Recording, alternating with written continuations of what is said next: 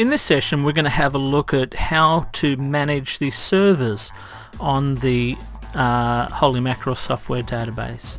Now, most of you don't have access to this server side of things, but if you were set up as the main administrator on your own private VPS, virtual private server, then you would have access to the highest level of which you can set up your own servers.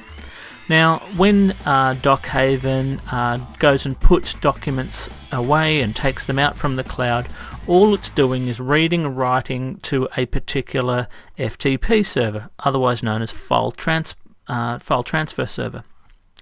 Now that each user is on an FTP server somewhere.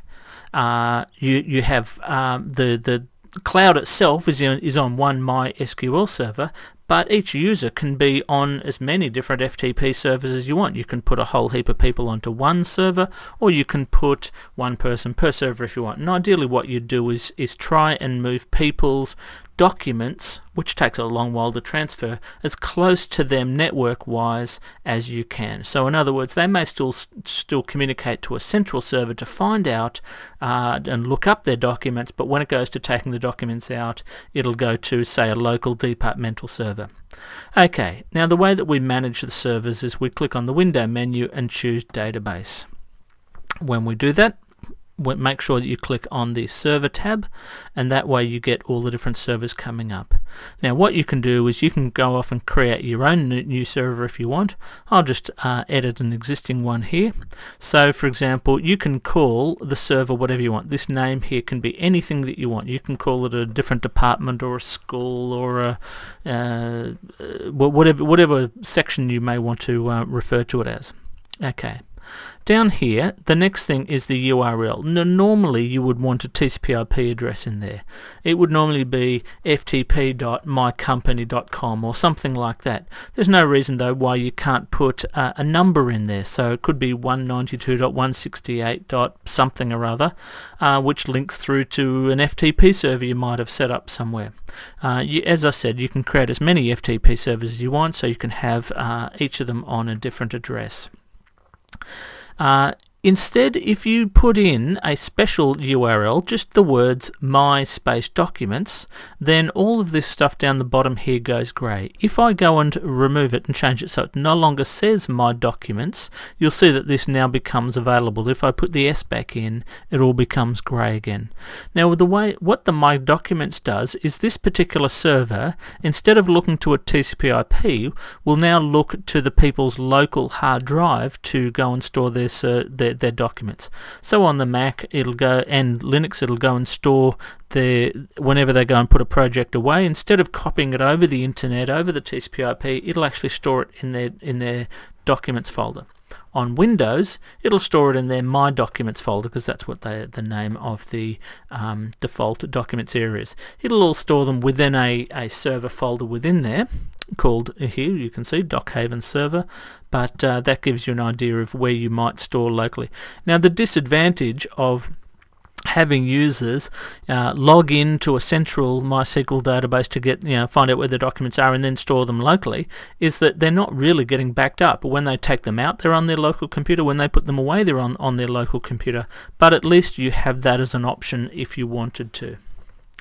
Okay, if we didn't choose that as the name of the server, what we now have the option to do is change the port number. Now FTP is almost always either 20 or 21, but you can change that should you want to. You need a login and password for the user onto that particular FTP server, so let me just call that something like localhost. Or you can call it my company or something like that. We would need a username already having been set up on there. There's no reason why you can't set up a Mac OS X server, or even just a normal copy of Mac OS X you can set up as an FTP server. So if you did go into the system preferences on a Mac OS X machine and set up sharing, you can actually turn on FTP. Now it doesn't support secure FTP, but as in encrypted FTP, but it does support FTP. So there's no reason why you couldn't go to stock standard old Mac running Mac OS X VPN and set it up with a username and password and use that as your server, should you, your TCP/IP server, should you want to.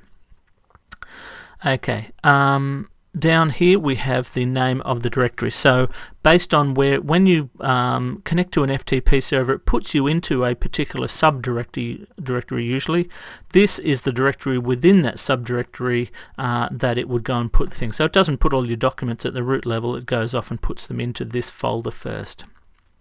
Make sure you don't, once you've got this set up and tested it and it's working, don't go and change them, because otherwise it'll go off and users will try to take out projects or put them back, and if these settings have changed, they won't be able to find their documents and won't be able to put them back properly. Now, timeout is relevant. If you have a very slow or a bit of a dodgy network that has problems with its connection, you may want to increase this timeout. I'd say probably leave it at about 20 seconds would be a suitable timeout, just in case they've got their network unplugged or their wireless is down or something like that. It's not too much of a delay. If you do have a problematic network or connections, you may want to increase that to a higher amount, but it's up to you. The send buffer, oh, that's a bit too much. Let me try that again. There we go. The send buffer is how much memory does your computer set aside, how big a chunks does it use for transferring information to and from the FTP server before it goes and checks to see if that's been sent properly.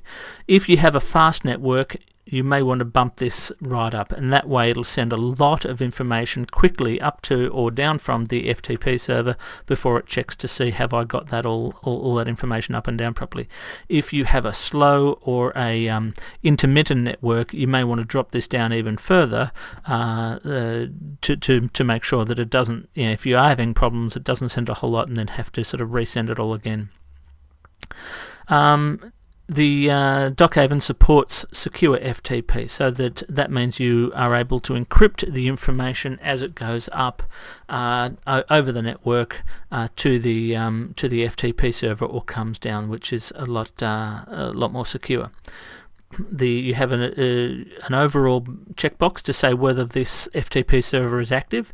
If it's inactive, that you will stop people being able to take the documents out. Even if the server is actually running, if this is switched off, they won't be able to.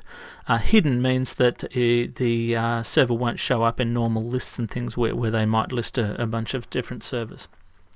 Okay, across here we can set whether the information is sent up as binary or ASCII. Normally that would be as binary.